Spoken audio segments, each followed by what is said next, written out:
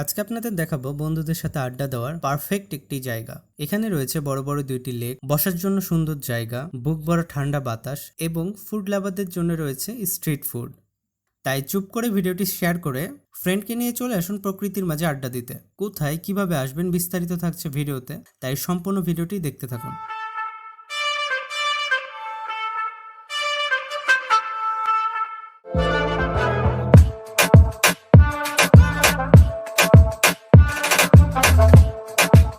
জায়গা সব থেকে মজার ব্যাপার হলো শহরের একদম মাঝখানে এই জায়গা হওয়ার সত্ত্বেও এখানে তেমন ভিড় নেই, কারণ এই জায়গার সম্পর্কে খুব কম মানুষই জানে, তাই এখানে তেমন কোনো ভিড় হয় না।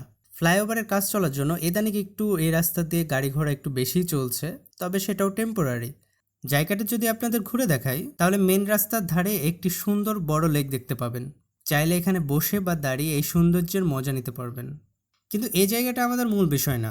লেকের রাস্তাটি ধরে 2 থেকে 3 মিনিট হাঁটলে চলে আসবেন মেইন পয়েন্টে। এই পুরো জায়গার সব থেকে সুন্দর জায়গা হলো এটি।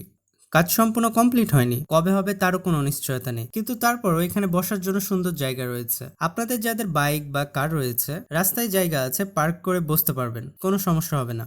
যদি আপনার মন চাই চা খাবেন, সেটারও ব্যবস্থা আছে। যদি মনে করেন ঝাল কিছু খাবেন, তাহলে ফুচকা, চটপটি বা ঝালমুড়ি খাওয়ারও ব্যবস্থা রয়েছে। দেখতেই পাচ্ছেন মেঘলা দিন, তার মানে বৃষ্টি হয়েছে। এরকম বৃষ্টির দিনে গরম গরম ভাজা পোড়া খাওয়ার মজাই আলাদা। চারিদিক খোলা হয়, খুব সুন্দর মিষ্টি বাতাস বয়ে যায় এখানে সারা সময়। সিনবির মোট 2 দিক ঘেরা হয়, বাতাস তুলনামূলক সেখানে কম, কিন্তু এখানে বাতাসের কোনো কমতি নেই। চাইলেই বন্ধুরা একসাথে এসে লেকে গোসলও করতে পারবেন। এতদূর ভিডিও দেখার পর যদি আপনার মনে হয় আসবেন এখানে ঘুরতে, তাহলে রিস্কাওয়ালা আমাকে বলবেন প্যারামেডিক্যাল বা বক্ষব্যাধির সামনে নামবেন। আর যদি অটোতে আসতে চান, তাহলে রেলগেট থেকে 10 টাকা ভাড়া নেবে, জিপিওর একটু সামনে নামবেন, রাস্তা থেকেই দেখতে পাবেন লেক।